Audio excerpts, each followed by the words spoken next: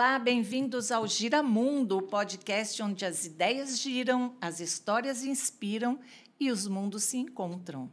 Hoje o nosso giro é profundo e começa lá no comecinho da vida. Você já parou para pensar que planejar uma cidade começa com o cuidado com os seus menores cidadãos? Pois é, hoje nós vamos falar da política pública, que trata a infância com a grandeza que ela merece e que mostra que investir na infância fortalece o agora e inova o futuro. Nosso convidado é um velho conhecido meu e um velho jovem conhecido da gestão pública, Tiago Ferrari, coordenador executivo do programa Primeira Infância Campineira, o PIC, que tem colocado Campinas no mapa das boas práticas em desenvolvimento infantil. Advogado de formação, mas com um pezinho em Harvard, um cérebro nas políticas públicas e o coração onde deve estar, nas crianças. O Tiago é aquele gestor que escuta com atenção, articula com clareza e age com estratégia. E, ainda por cima, tem senso de humor, o que torna a nossa conversa ainda mais saborosa. Então, prepare-se para entender por que políticas para a primeira infância não são apenas uma pauta de assistência, mas uma aposta estratégica no futuro do nosso país, com direito à escuta ativa das crianças, integração entre secretarias e um plano que olha para frente com os pés no chão e o olhar na altura dos pequenos. Vamos juntos? Tiago, bem-vindo. Bem-vinda. Depois disso tudo, agora eu sei porque ela pediu para ficar com o lencinho aqui. Agora fico emocionado aqui. Verdade. Obrigado pelas palavras e sempre bem-vindo estar com você. A gente estava relembrando que a primeira entrevista que eu dei há alguns anos atrás, não vou falar muito, senão vou começar a fazer o cálculo da cidade, eu tenho síndrome de Peter Pan, mas a primeira entrevista que eu dei foi com você, na época do Canal 8. E é muito bom estar aqui com você. Obrigado pelo convite, obrigado por dar a oportunidade da gente falar um pouco sobre a importância da primeira infância. Não, vamos falar bastante. E, assim, é de extrema importância, né, Tiago? É um projeto diferenciado que pegou, né? E que precisa ser distribuído, precisa ser multiplicado, né? E precisa ser divulgado e compartilhado com todo mundo. Quando foi que você percebeu que as crianças tinham mais a ensinar sobre política pública do que certos adultos? Ela faz essas perguntas difíceis, assim, profundas, que a gente tem que raciocinar. E é super complexa essa sua pergunta, mas super pertinente. Eu vejo todos os dias o quanto a gente tem que aprender com as crianças. Eu sempre tive um olhar sensível para as crianças, sempre focado na educação. A gente fala assim, poxa, a gente precisa investir na educação para que a gente possa ter o país do futuro. Era aquele dogma, aquela frasezinha feita, aquele clichê que a gente fala, e a partir daí eu sempre tive como bandeira a educação, priorizar e criar condições para que as pessoas entendam a importância da educação. E, a partir daí, a gente foi se aprofundando nesse assunto.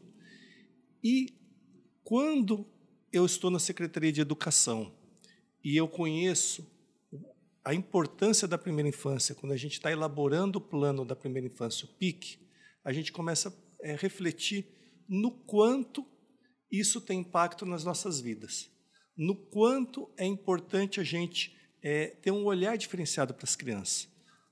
A primeira coisa que a gente precisa fazer é entender que a criança é um sujeito integral de direitos. A gente costuma dizer que a criança é o cidadão do futuro. Não, ela já nasce com direitos, ela já é cidadã, e a gente precisa reconhecer isso. E daí, uma reflexão que eu acho que é importante a gente fazer. A gente tem uma sociedade com extremas desigualdades, onde existem vários grupos vulneráveis que lutam pelos seus direitos, e dentro desses grupos vulneráveis, a criança é o mais vulnerável, porque é uma frase que eu sempre cito: a gente decide por elas, para elas e sem elas, e as nossas decisões impactam nelas. Impactam elas. Então, elas não têm voz, né? Elas não têm voz. E quando a gente escuta, a gente aprende o quanto a gente precisa ter esse olhar para o que as crianças dizem. E eu vou citar um exemplo que aconteceu outro dia. Estava lá com as minhas filhas brincando no taquaral, e elas assim, papai, a gente vai explorar aqui um pouco. Tem aquela área do taquaral ali, que tem aquela casinha ali do lado, e elas foram explorar. De repente, volta mais nova, indignada, fala assim, papai, por que o brinquedo das crianças com deficiência não está junto com o das outras crianças? Isso não é justo, foi a palavra dela. E aí eu vi que, dentro da sensibilidade da criança, nós, adultos, no nosso dia a dia, a gente acaba perdendo certo olhar. Eu tenho certeza de que, quando foi feito o projeto pensando da melhor forma possível, da integração, mas essa sensibilidade que tinha um jardim dividindo um do outro, para a criança era injusto. E a criança diz muito sobre isso. E quanto mais a gente dá a oportunidade da criança falar, se expressar, mais a gente aprende. Né? Que bacana, né? Tem um outro exemplo que a gente tem no PIC, o PIC é um conjunto de políticas públicas que a gente entende que é importante aplicar em Campinas, são 288 propostas, e que a gente entende que, aplicando elas, a gente vai garantir os direitos da criança e o desenvolvimento dessa criança. E aí, do outro lado, a gente tem um plano que foi feito pelas crianças, Campinas que as crianças querem. E aí, dentro dessas falas das crianças, tem algumas coisas que a gente começa a aprender. Quando uma criança fala que o sonho dela é ter um baby alive, a gente fala, peraí, a gente tem que focar que ela está focada no consumo. O que está oferecendo para essa criança? É só o bem material? A gente está oferecendo outras condições para ela? Ou quando uma criança fala que o que incomoda ela é o escapamento do carro? Aí que você começa a refletir e fala assim, peraí, o escapamento do veículo incomoda a gente. Eu tenho 1,76 m. Agora, imagina uma criança com 70 centímetros, tá 80 né? centímetros, ela andando, ela está respirando direto. E aí teve um estudo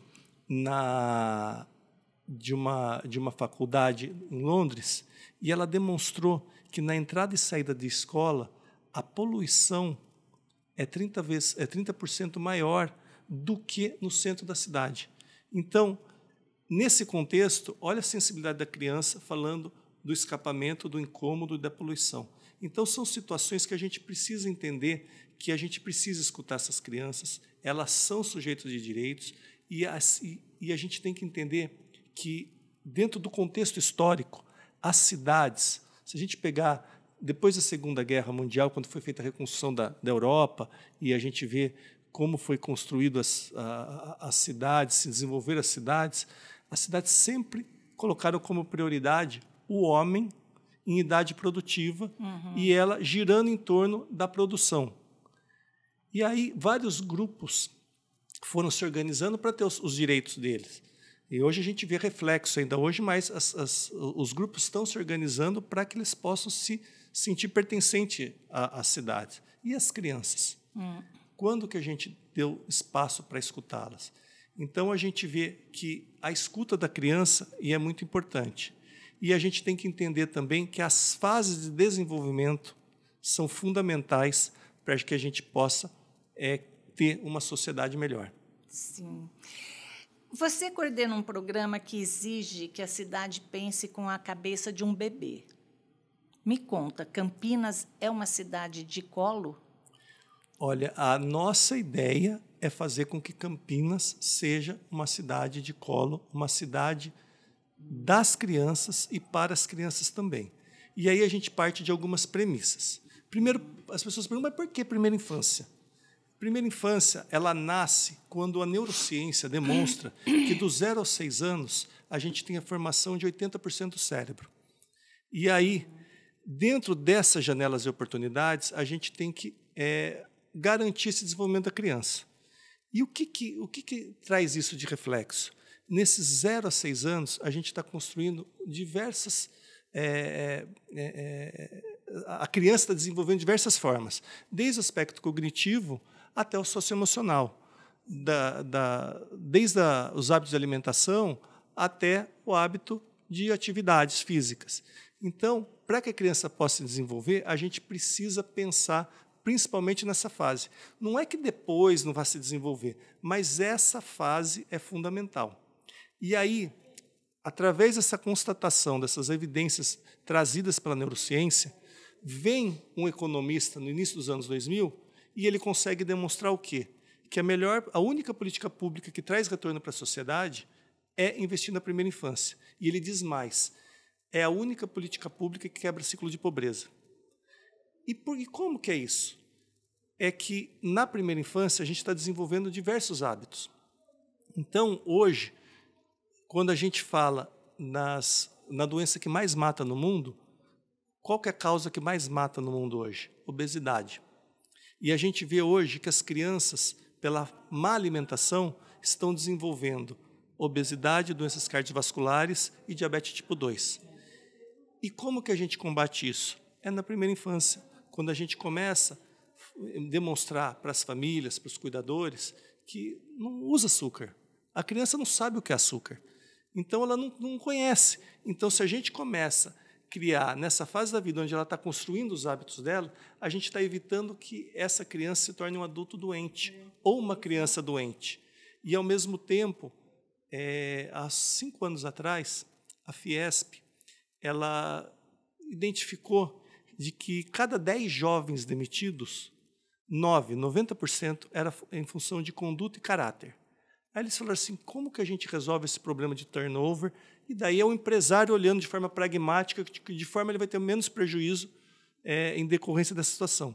E eles constataram que a única ação que eles poderiam fazer para que pudesse reverter essa situação era investir em primeira infância, que é lá que poderiam estar inseridos os valores, a resiliência, as relações socioemocionais da criança. Ética emocional. Ética. Né? Então, é nessa fase da vida que a gente está construindo, né? Construindo. Então, é por isso que eu me apaixonei e é por isso que a gente quer transformar Campinas e a gente tem lutado todos os dias para que as pessoas entendam e para que as pessoas nos ajudem a construir uma cidade que olha a criança de forma diferente. Bacana. E é uma coisa que você se importa, não é de agora, não é depois que você foi pai. Porque eu lembro, quando você era subprefeito em Barão, que tinha várias ações que você fazia, mas uma que me chamou muito a atenção, que me marcou muito, muito, foi aquela de desenvolver a horta nas escolas. E aí que isso também, além de provocar a interdisciplinaridade, né, com as crianças lá para estudar matemática, biologia, história, o que fosse, tinha a questão ainda da compostagem, que o nosso jardineiro poeta, o seu Sebastião, né? Isso. Ele fazia lá a compostagem, ensinava as crianças a compostar. Então, era assim, o ciclo da comida, né, o ciclo dos alimentos, ter a comida plantada por ela, fazer o lanchinho, depois trazer receitas de casa, de chazinho, aquelas receitas de avó e de tudo mais. Então, foi assim, eu acho que foi uma ação assim fantástica, né? Eu acho que foi naquele momento que eu comecei também a desenvolver o interesse por meio ambiente, por essas questões, né, de compostagem, de reciclagem. A gente falava muito disso, né? E não tem, a gente já era velho, né? Mas imagina você colocando esses valores numa criança, né? Como que adulto bacana que ela vai ser, né? Com valores, né, de cuidados, né, com o meio ambiente, com os animais, enfim, com a saúde, com tudo, né, Tiago? Isso essa lembrança assim, tem uma memória afetiva, que aliás foi uma coisa que a gente construiu juntos, que você foi uma das responsáveis para a gente poder ampliar isso. A gente conseguiu colocar em todas as escolas municipais e estaduais. E começou num desafio, né? Mandaram o subprefeito e falaram assim, olha, está vindo um kit aí que é para fazer horta comunitária. Então, eu falei, maravilha, vamos fazer. A gente tem 74 bairros e tem vários bairros que a gente precisava. Só que daí eu brinco que ninguém quis, né? Todo mundo queria a salada pronta, né? Temperadinha. E aí eu lembrei da minha infância, que eu comia rabanete porque eu plantava o rabanete. E eu nem sabia dessas questões de neurociência, mas foi intuitivo. E aí a gente começou a aplicar. Na época a gente trabalhava junto, né? Época boa, né? E foi muito legal quando você lembra que, além da gente implantar nas escolas, tinha um trabalho de sensibilização, que a gente tinha o jardineiro, que era um jardineiro poeta, o seu Sebastião, né? Fantástico. E que envolvia, criava, que ela sensibilizava, e, ao mesmo tempo, teve um trabalho pedagógico, que você bem lembrou. E esse trabalho pedagógico refletiu na diminuição do índice de desnutrição num bairro lá no Vilage, da região do Vilage. Que a gente fala, poxa, mas no Vilage, em Barão Geraldo, Principado, mas tinha. E o centro Principado. de que o pessoal fala que é o nosso Principado lá, Barão Geraldo, né? Eu esqueci disso. E aí a gente vê que teve esse impacto. Então, é muito importante. Às vezes, a gente, intuitivamente, a gente fez, e hoje a gente tem uma explicação científica de que realmente é nessa época que a gente está criando hábitos alimentares. E eu acho que... E, assim, a sementinha já estava plantada lá atrás, né? Você vê, mas eu tenho a impressão, eu quase a certeza de que o seu olhar para a primeira infância aumentou muito depois que você se tornou pai, né? Porque aí lógico que você tem, né, um olhar mais apurado em cima das necessidades, né, e daquilo que você quer também de mundo melhor para suas filhas, né? A gente realmente parece clichê, né? Quando a gente fala, isso se torna, mas de verdade, assim, quando você se torna pai, você tem uma série de mudanças. Eu falo assim, hoje eu vou na academia não é por mim, é para ter saúde pelas minhas filhas, poder brincar, para poder fazer as coisas com elas, mas a gente começa a ter a sensibilidade do quanto a gente pode impactar na vida das crianças. E quando a gente tem um conhecimento de o quanto tem criança que não tem oportunidades, que não tem acesso, você fala assim, poxa, eu quero que essas crianças tenham as mesmas oportunidades que minhas filhas e que minhas filhas tenham oportunidade ainda mais. A gente vive num mundo onde, eu reforço, as crianças são sempre faladas assim, olha, aquela coisa, cresça e apareça, o dia que você tiver idade, você vai palpitar. E eu acho que é importante a gente refletir sobre isso. Eu vejo assim, o quanto as minhas filhas, eu aprendo com as minhas filhas, e o quanto a gente pode fazer dentro da nossa cidade para que outras crianças tenham acesso, tenham oportunidade. Lília, eu vou falar uma coisa para você. Na época da pandemia, no retorno da pandemia, as crianças da rede municipal de ensino, das regiões mais vulneráveis, elas voltaram com duas características marcantes. Eu brinco, ninguém voltou normal depois da pandemia. Se tiver alguém normal, pode internar, porque esse não é normal. Mas as crianças, elas tiveram duas características nas regiões mais vulneráveis que chamaram muita atenção. Primeiro, elas não sabiam mais correr, que elas ficaram isoladas. Então, elas não tinham espaço para poder, ficavam isoladas, não podiam correr. Mas isso em 2 semanas, uma semana, voltaram. Mas uma outra coisa que chama atenção, e aí a gente vê a importância que a gente tem e a responsabilidade que a gente tem como sociedade e poder público, é de olhar esse dado. As crianças não estavam comendo. A gente falou, peraí, a gente tem, se não for a melhor alimentação escolar do Brasil, a gente tem uma das melhores, que a gente tem todo o olhar de não ter açúcar, de ter proteína, de ter legume, frutas, verduras. Bem balanceado. Bem balanceado. Cada escola tem nutricionistas responsáveis, então quem tem é alérgica a determinadas comidas ou tem seletividade alimentar, é feito um cardápio diferenciado. Existem os autistas, outras crianças que têm uma diferenciação na alimentação. A gente tem esse olhar mais cuidado, pessoal. né? Mas aí eu fui identificar por que elas não estavam comendo. E sabe por quê? Porque durante a pandemia, essas crianças elas tinham uma alimentação por dia.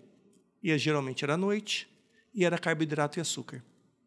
Então, quando elas voltam e têm alimentação, o almoço delas, num horário que não é noturno, e tem uma proteína, a comida não tem açúcar, ela não quer comer. Então, teve que fazer todo um trabalho pedagógico mostrando não sabia disso. Desse impacto. E é muito legal quando outro dia eu estava lá, teve uma formação das cozinheiras. E a gente foi falar sobre o PIC para as cozinheiras. E foi muito legal quando a gente falou para as cozinheiras que elas não são responsáveis só pela alimentação gostosa e cheirosa. Elas são responsáveis por uma alimentação que vai permitir que a criança tenha um melhor desenvolvimento. E elas são responsáveis muitas vezes pela única alimentação que essas crianças vão ter no dia. Todo mundo ficou assim, porque às vezes a gente não vê o quanto a gente é responsável nas nossas ações do dia a dia. Então, essas cozinheiras que muitas vezes falam assim, eu estou fazendo a alimentação, elas perceberam a responsabilidade que elas têm. Né? Colocar mais amor. Né? Eu falo assim, outro dia eu saí assim, impactado numa conversa que a gente teve sobre trabalho infantil, e eles falaram assim, toda vez que você está dando alguma coisa para uma mãe ou um pai que está com uma criança no semáforo, você está estimulando um trabalho infantil, porque muitas vezes eles usam essas crianças para sensibilizar as pessoas. Aí você fala assim, poxa, eu dava alimento, né? Assim, pô, se eu dou alimento, eu estou estimulando, como é que a gente faz? Então, existem canais para a gente poder, e às vezes as pessoas não entendem. Tenho certeza que 90% dos casos que as crianças estão sendo sendo utilizadas assim para sensibilização, a Secretaria de Assistência ela está acompanhando. Elas acompanham isso. Tem a denúncia, tem canais para denúncia, para que elas vão ver, elas vão cobrar dos pais, porque os pais são responsáveis. E não é porque não tem onde deixar. Muitas vezes essas crianças, na maioria das vezes, essas crianças têm a vaga na creche, mas os pais o utilizam para sensibilizar. Então, são coisas que a gente está no nosso dia a dia que a gente acaba não entendendo, mas tem um impacto muito forte para essas crianças, porque o direito da criança é estar na escola. E esse é o grande desafio que a gente teve, que o Dário conseguiu colocar na construção dessas 16 creches, é zerar o número de filas. Agora, o outro desafio é a gente ampliar o horário de atendimento, mas é importante a gente entender que foram construídos passos que a gente teve um histórico de épocas que eram 14 mil crianças fora de creches, das centros de educação infantil. Então, hoje a gente está zerando isso, que é um direito da criança, e a gente quer ampliar cada vez mais. Sim. Tiago, na prática, esse tal plano da primeira infância campineira, né, por que você acha que ele deveria ser estudado em todas as faculdades do Brasil? Olha, primeiro, quando a gente fala dos impactos do desenvolvimento do ser humano e nessa primeira infância, eu acho que todo mundo deveria ter esse olhar. Eu entendo que, quando a gente está falando em curso de psicologia, na formação do indivíduo, eu acho que é importante eles entenderem que o desenvolvimento dessa criança, ou do adulto que vai ser analisado, tem muito impacto da primeira infância. Hoje a gente vê que já está sendo construído. Mas, por exemplo, numa engenharia, na escola de arquitetura, que muitas vezes não tem isso, mas hoje a gente tem um modelo que é demonstrado através de evidências, que quando você projeta uma cidade, quando você projeta um bairro, quando você projeta um edifício, pensando na inclusão de uma criança com uma média de idade de 95 centímetros, se essa concepção atender essa criança, ela está atendendo a todo mundo. Ela atende o idoso, ela atende as pessoas com deficiência, ela atende todo mundo. Então, a gente tem essa vasta concepção da importância da primeira infância. Por exemplo, no direito, a gente fala da questão dos direitos da criança. O direito da criança é o único artigo dentro da Constituição Federal que inclui como prioridade absoluta.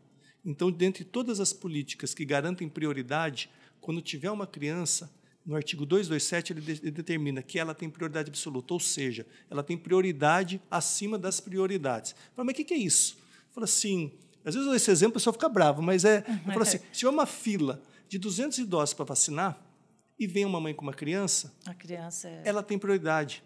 Só que a sociedade não entende isso. Se a mãe falar assim, eu tenho prioridade, vão linchar a mãe e o coordenador do centro de saúde, o coordenador do centro de saúde. Então, a sociedade precisa entender isso. E por que tudo isso, e por que isso existe, é porque tem essa justificativa, que para você ter uma ideia, de 0 a 6 anos, cada segundo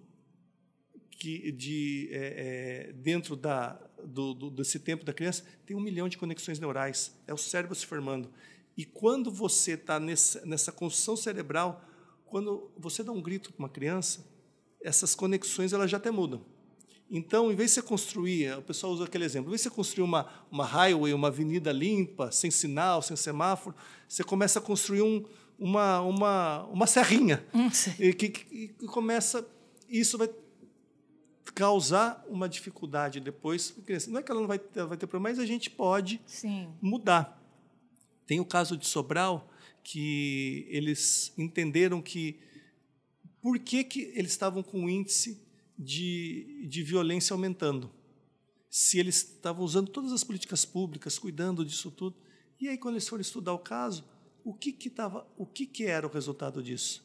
É que, na primeira infância, eles precisavam ter um trabalho de dar afeto para essas crianças, que o afeto que essas crianças não estavam recebendo tinha impacto nas relações sociais dela no futuro. Então, eu falo assim, como é que eu vou cobrar da Lili carinho, paciência, amor, se na vida dela toda, desde a primeira infância, ela foi acostumada a dar cotovelada, a enfrentar no grito, no esperneio. Sofrer abuso, né? Sofrer abuso. Então, são uma série de situações que a gente vai sofrendo e que a gente leva para a população e para a sociedade para mostrar, poxa, a gente pode fazer a diferença. Cuidando dessa mãe, cuidando dessa criança, a gente está cuidando de um futuro melhor, de um futuro, de uma sociedade mais justa, menos violenta, mais harmônica. Mas, assim, só para modelar, né, essa conversa, que tem gente que acha que criança é coisa da educação, né? A pedagogia, a psicologia, ali, no máximo, acabou. Ou educação física. Mas o PIC, ele prova que o desenvolvimento infantil é assunto de todo mundo, né? Que vai da saúde ao urbanismo, da economia ao direito e passa por todas as disciplinas. Então, ele é multidisciplinar, né? Ele acaba sendo...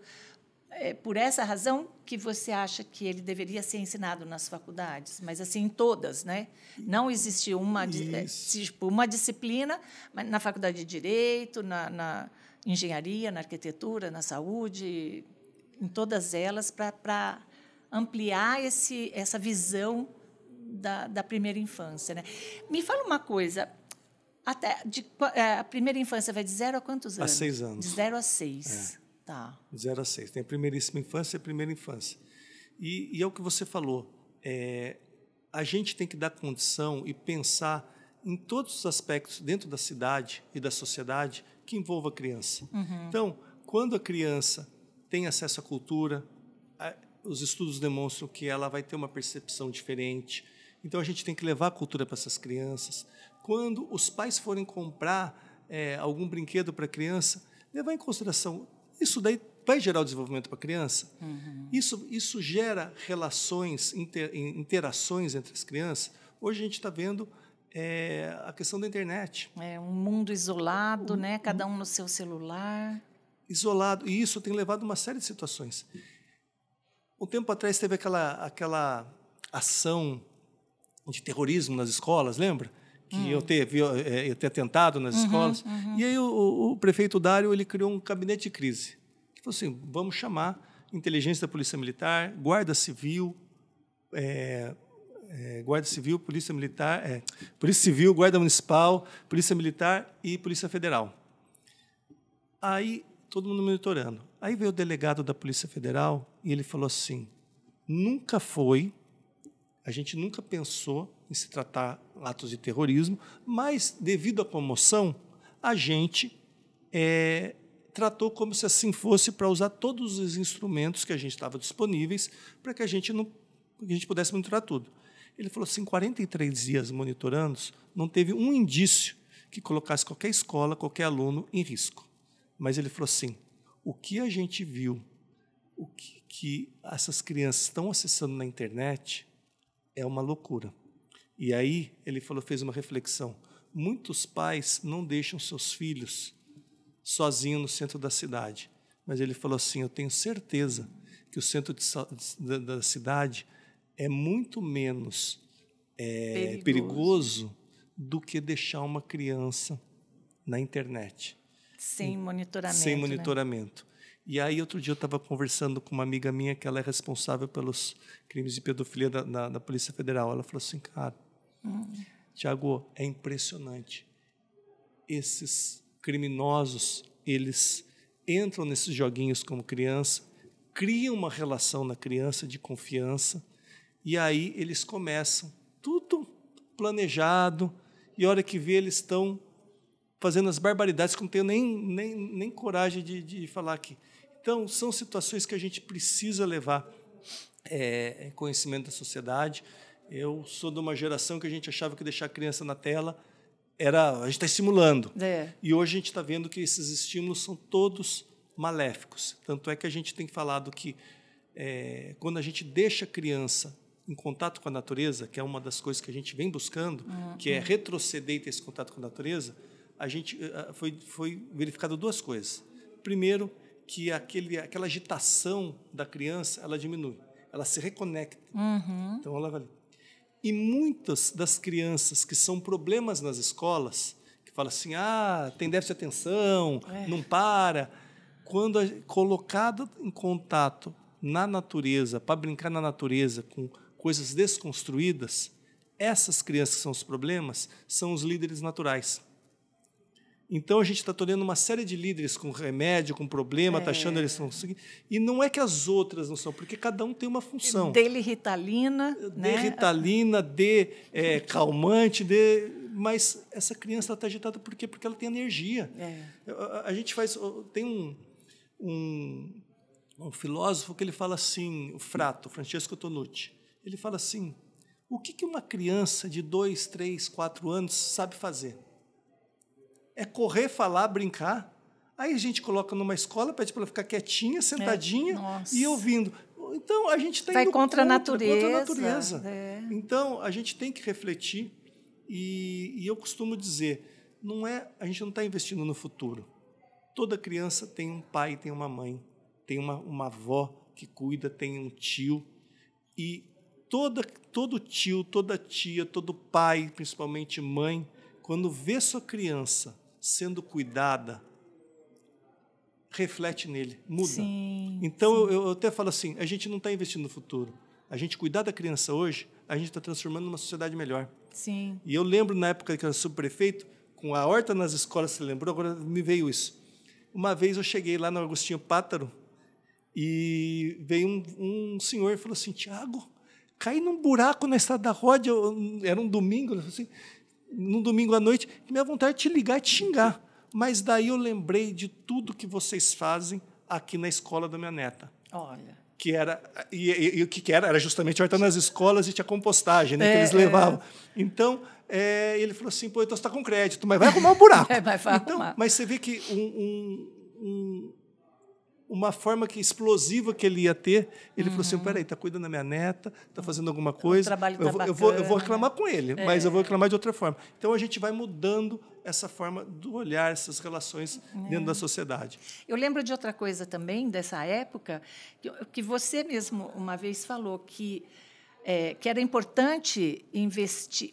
A gente tinha um programa também de levar as crianças na INDEC, fazer aqueles negócios de andar de carro, saber onde parar para não parar e tudo mais. E aí você falava que era importante a criança aprender, porque é ela que vai cobrar o pai. O pai aprende porque o filho cobra. Pai, não para aqui, é proibido. Olha a placa, não para assim, ou não corre. Né? Essa história foi até engraçado, porque, eu não sei se você lembra, foi um colégio particular lá de Barão, e era uma bagunça lá, né? E era um xingando o outro. Daí veio a coordenação do colégio e falou assim, Tiago, eu preciso sinalizar. Eu falei, não, vamos sinalizar. Falei com o INDEC, vamos sinalizar. Aí sinalizou, eles falaram assim, agora você manda os amarelinhos multar. Eu falei, o quê? Vai mandar multar e vamos xingar. Daí falou que eu só fiz isso porque era para multar, né? Eu falei assim, vamos educar, né? Isso. E a gente fez. Eu até nem lembrava que tinha a cidade, a primeira cidade que a gente colocou lá na frente, né? E foi muito legal que o resultado foi desses diretores depois falando assim, Tiago, foi muito legal o feedback, porque os pais falaram assim, não, agora meu filho falou, você quer vaga de gestante, fila dupla não pode. Só a vaga de idoso, pelo amor de Deus, que vergonha. E a gente cobrado pelos nossos filhos, a gente fica quietinho, né? A gente obedece. Não, mas nossa. Agora, vai você falar para mim ou eu falar para você? Então, são situações que eu acho que a gente aprende muito com as crianças, e as crianças têm muito a ensinar, e muito a fazer com que a nossa sociedade seja melhor. Eu falo assim, eu acredito nisso. Eu falo assim, eu olho para minhas filhas e falo assim, eu quero um mundo melhor para elas, Nossa, com mas eu certeza. quero um mundo melhor para as crianças Pra e todo para os mundo, né? pais, para as Sim. mães, para os cuidadores das crianças. Sim. Porque a gente vive um mundo que é isolado, é egoísta. Hoje eu estava falando sobre o Maio Furtacor, que é sobre a saúde da mulher. E aí a gente pega algumas regiões que 50% são mães solos. E quando a gente pega uma criança com deficiência, sabe qual que é o índice de mãe solo? 80%. Sim, Então, de cada 10 mães... 2 pais dão no pé. Não, 2 ficam. Dois ficam. 8 dão no pé. 8 dão no pé e não querem nem saber. E não é toda a sociedade. Não é classe alta, não é classe baixa. É toda a sociedade. É geral. Então, são coisas que a gente tem que refletir. Imagina a angústia dessa mulher, porque eu falo assim, eu como pai, a minha maior angústia na vida, sabe o que é? É o futuro das minhas filhas. Claro. O que a gente fala assim? Pô, a gente quer as nossas filhas com saúde mental, e com encaminhamento, né? Com encaminhada. Então, o Doni estava aqui, para falar o nome, o Doni estava aqui e falou assim, minha filha está encaminhada. Eu falei, graças a Deus, eu quero chegar com as minhas nisso daí. Então, são as nossas angústias. E quando a gente vê que os nossos filhos, ou alguém da nossa família, alguma criança é cuidada, muda. Fala assim, não tem lugar que não tem quem não se sensibilize com as crianças. Tirando os doentes, mas não tem quem não se sensibilize. Com certeza, né? Viu, o PIC já coleciona assim boas práticas e muitas conquistas também, né? Qual ação você guarda no coração como falando assim, nossa, esse dia foi top? Olha, são grandes desafios, porque eu falo assim, a gente está em todos os lugares, assim, mas eu acho que o que mais uma das coisas, tem várias coisas, assim, se eu falar que é mais, mas tem uma coisa que, para mim, é muito simbólico, quando o prefeito criou o Comitê das Crianças. Nesse Comitê das Crianças, onde tem as crianças que representam as 6 regiões da cidade, essas crianças elas tomam posse, o prefeito dá posse para elas, a gente faz um trabalho de mostrando para elas que elas fazem parte de um todo e que elas têm direito, mas elas têm responsabilidades também. E, para mim, o que é mais gostoso é quando a gente vê o orgulho e o empenho dessas crianças, até emociono, que elas falam dentro nas escolas delas, as escolas elas nos procuram, falando que querem entender e querem participar. Legal, né? E quando a gente vê os pais, porque muitas dessas crianças foram lá inscritas pelos pais, que era um anseio dos pais. E quando eles veem que eles têm que reconhecer que eles têm que dar protagonismo para essas crianças estão tendo protagonismo e que eles têm que ficar quietinhos, assim, que elas vão falar do que elas veem e não do que você quer que elas falem. É muito legal o retorno, é muito legal o feedback, é muito simbólico a gente mostrar que tem crianças e elas têm direitos e dentro, eu vou reforçar. E elas têm voz lá, e elas têm que ter voz, a gente tem que escutar. Às vezes vai falar que quer água, que quer uma casinha de chocolate, mas faz parte da imaginação dela. Sim. Mas, ao mesmo tempo, ela vai ter algumas percepções que a gente precisa entender. Sim. E eu falo mais uma vez, todos os dias a gente toma decisões, seja no poder público, seja dentro das nossas casas, que impactam na vida das crianças, que impactam nelas. E, muitas vezes, a gente não custa escutar, ter um olhar para elas.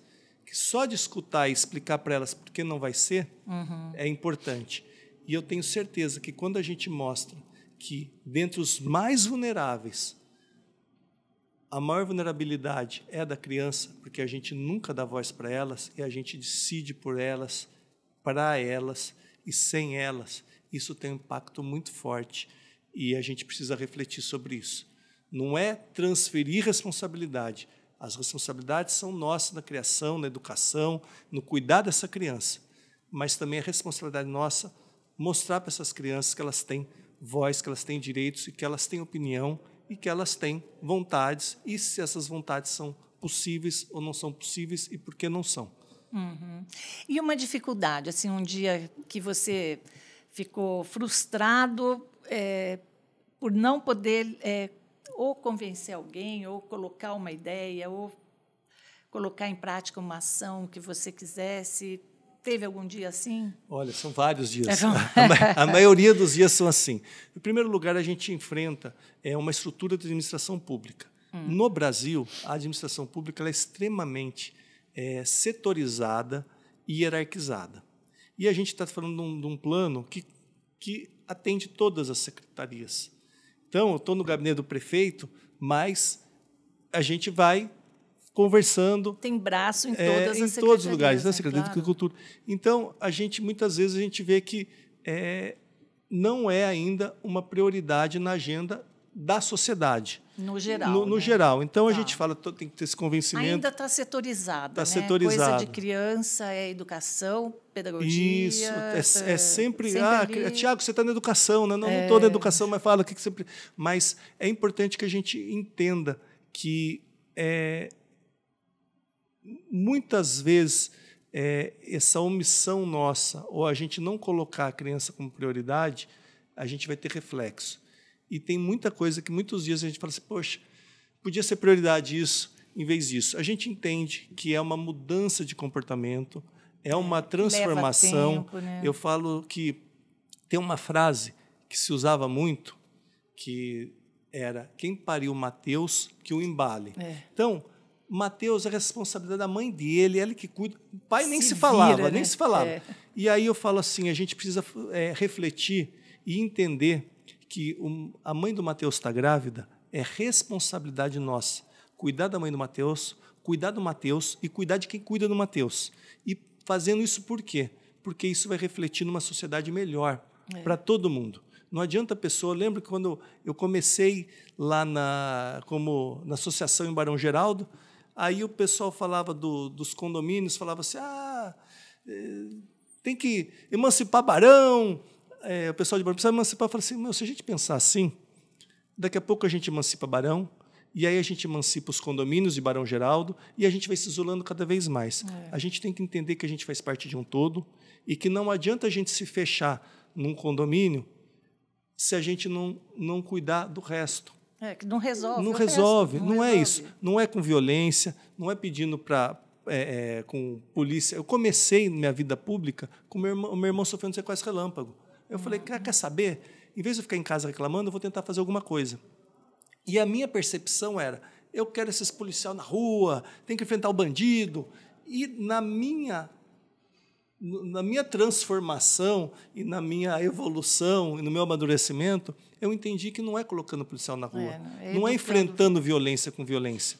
É assim a gente dando oportunidade para as pessoas. Sim. Vai ter gente que vai querer fazer coisa errada, vai ter gente que vai ter todas as oportunidades do mundo, vai existir. Mas a gente tem que fazer a nossa parte. Sim. Então, é o que eu falo. Eu já estive em vários lugares. Eu fui vereador, fui subprefeito, fui presidente de uma fundação que dava do meio ambiente aqui, e não teve lugar que eu encontrei propósito que eu me apaixonasse mais do que esse.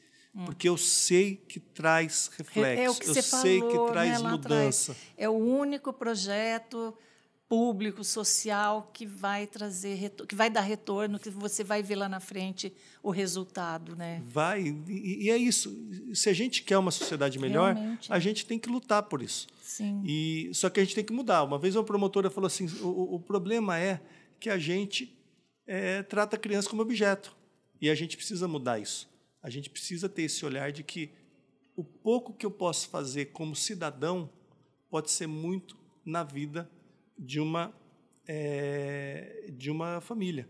A gente tem um projeto que chama Selo Empresa Amiga da Primeira Infância. Uhum. Quando eu propus, as pessoas falaram assim, poxa, que isso, vai trazer mais encargo, mais encargo para o empresário. O projeto Eu falei assim, não, a gente vai mostrar as empresas que têm esse olhar para a cultura da primeira infância. E, para nossa surpresa, as empresas ligavam e falavam assim, eu tenho.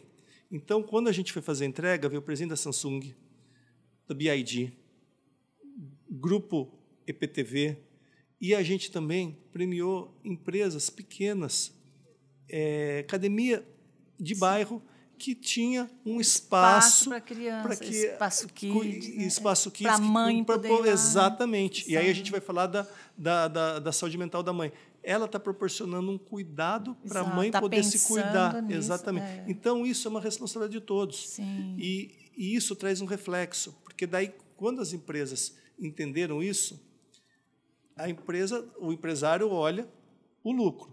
Mas o que eles identificaram? Primeiro, a empresa que tem esse olhar, esse cuidado com o colaborador dela, a imagem dela para fora, sim, é melhor. Só que eles identificaram o seguinte, que esse cuidado com o colaborador tem um reflexo na empresa inteira. Na produção, né? As pessoas, o turnover diminui, e aí o índice de colaboração e cooperação aumentou. E teve uma empresa que falou assim, a gente fez uma coisa simples. Tinha uma menina grávida e a gente deixava uma maçã na mesa dela todos os dias. Não se esqueça de alimentar, porque você está carregando outra pessoa, outro serzinho. E deixava todos os dias. No final do ano, foram fazer uma avaliação do que era positivo na empresa, eles fizeram um monte de investimento, uma série de coisas. E sabe o que foi? O que os funcionários falavam de outros setores que nem presenciaram isso? O cuidado que tiveram com a fulana e que demonstrou que eles olham para o ser humano. Olha. Então, olha o impacto que tem isso. Então, a gente está falando de um olhar que sensibiliza as pessoas.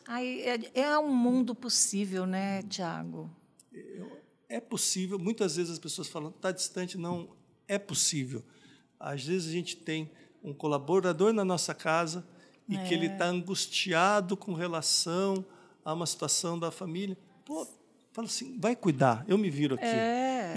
Saber abrir mão. Esse alívio é muito importante. Eu tive uma situação em que tinha um senhor que o filho dele estava com leucemia. E ele pediu licença para cuidar da filha, pediu todas as licenças possíveis, a filha estava ruim e não tinha mais férias, não tinha mais licença que ele tinha direito. Aí eu reuni o pessoal e falei assim, gente, a gente precisa entender que a gente precisa acolher essa pessoa. Falei assim, faz o trabalho de home office e tal, faz as coisas, cuida. Essa pessoa começou a chorar, agradecer a todo mundo, que todo mundo entendeu o lado dele. Deu 20 dias a filha faleceu.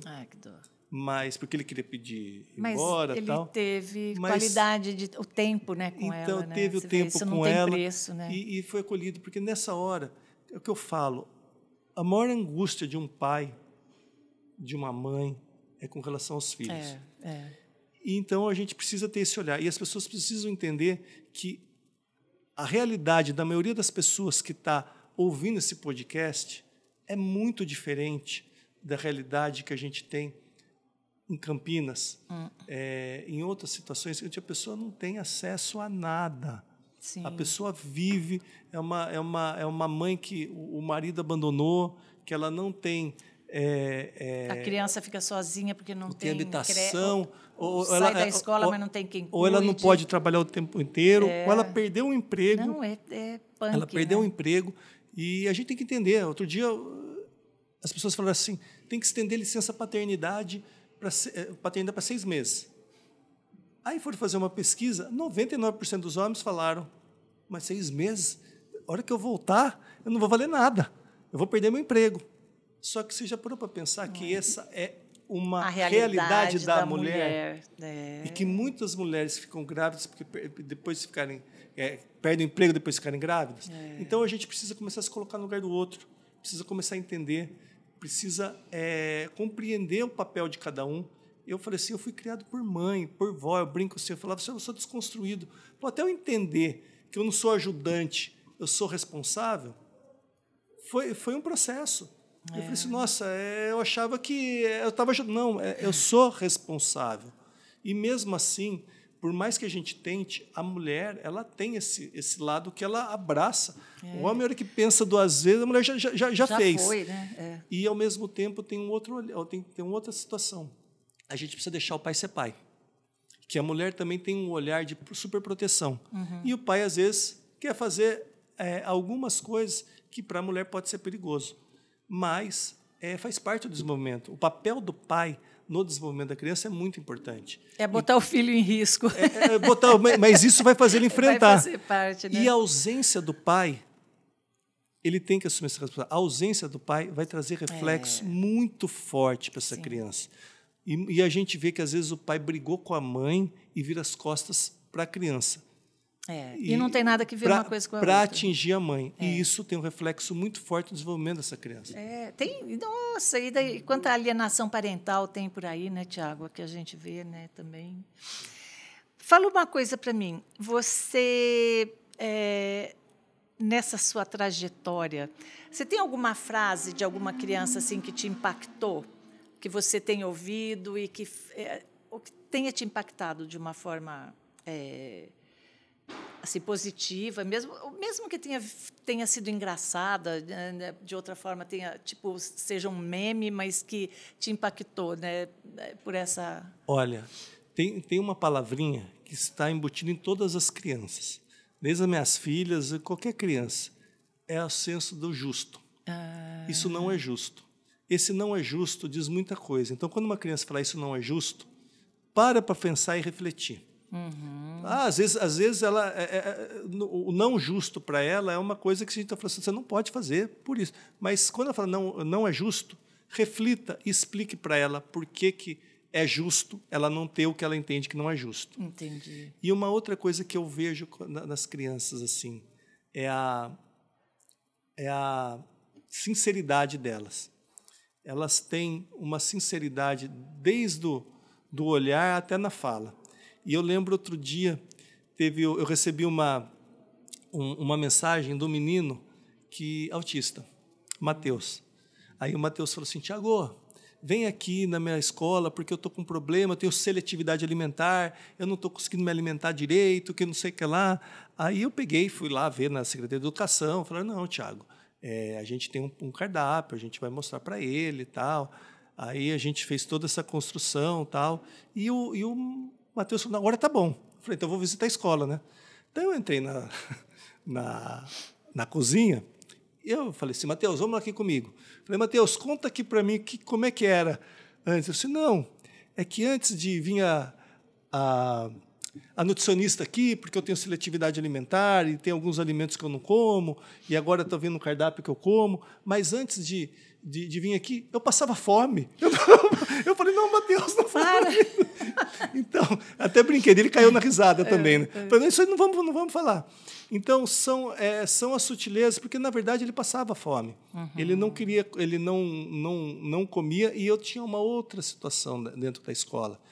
Ele não tinha entendido que não era o que ele queria comer no dia. Era assim, todo o cardápio que ele podia tinha ali. Então, ele comia arroz com feijão, mas ele comia macarrão. Só que era dia de arroz com feijão, ele não podia querer macarrão. Então, ele tinha que entender. Então, tem todo esse processo, esse trabalho. Mas a gente vê na sinceridade das crianças, a gente passa cada uma assim que a gente fala assim, nossa, que tapa na cara, ou às vezes ele está com vontade de rir da situação, mas não pode. Mas não pode decorrer dos adultos que estão do lado, né? Porque geralmente ela está falando para o adulto alguma situação que é importante. Mas a gente vê também, quando você falou, para mim marcou muito uma imagem, e daí teve uma fala do vice-prefeito Vandão de Almeida, que quando a gente fez o Volta às Aulas, e a gente, na abertura, a gente colocou, o prefeito não estava, então foi o vice-prefeito que estava representando o prefeito, o Vandão, e a gente fez a abertura com a Secretaria de Educação, a gente falou um pouco do PIC, e a gente foi um representante do Comitê das Crianças falar. E o Vandão fez uma fala que me marcou bastante. Ele falou assim, eu aqui na frente, tem mais de 5.000 pessoas, eu fiquei nervoso, mas eu fiquei admirado com a desenvoltura, falou para a menina, que você falou na frente de todo mundo sobre a importância do Comitê das Crianças e sobre a importância de ouvir as crianças. E foi uma fala natural, foi uma fala, não foi decorada, e foi muito impactante. A gente vê que uma pessoa, a gente, que eu estou acostumado a falar em público, a gente fica nervoso, a gente pensa, aí coloca uma criança, no caso ela tinha 12 anos, e ela falou com uma desenvoltura e falou coisas tão impactantes, a gente fala assim, poxa, a gente precisa repensar. Porque hoje eu ouvi um meme que tem gente levando o Baby Reborn para o hospital. Ai. E aí me falaram o seguinte, não, já tem médico de Baby Reborn. Psicóloga. Então, eu acho que é importante a gente refletir o que a gente quer. Que mundo é esse? Que mundo é esse? Então, e a minha preocupação é que a gente normalize isso.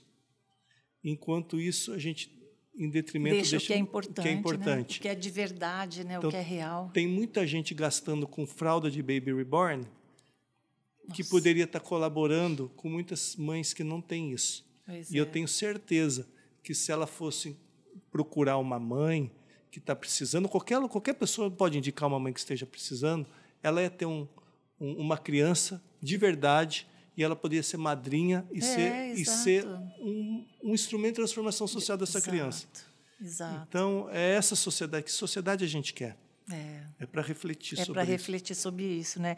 Tiago, nosso tempo esgotou, né? A gente falou demais, ficou um monte de pergunta para trás, mas, assim, eu ainda quero aproveitar e falar para você que está nos assistindo, deixe o seu like, compartilhe com o maior número de pessoas possíveis, porque, além da gente divulgar e multiplicar essa ação, né, que é o PIC, esse projeto da primeira infância em Campinas, mais pessoas precisam entender, conhecer e para até colaborar também e levar para mais pessoas e assim por diante. Mas também o seu like no nosso podcast é muito importante porque nos dá relevância e a gente é distribuído, compartilhado para mais pessoas e isso faz o nosso canal crescer também.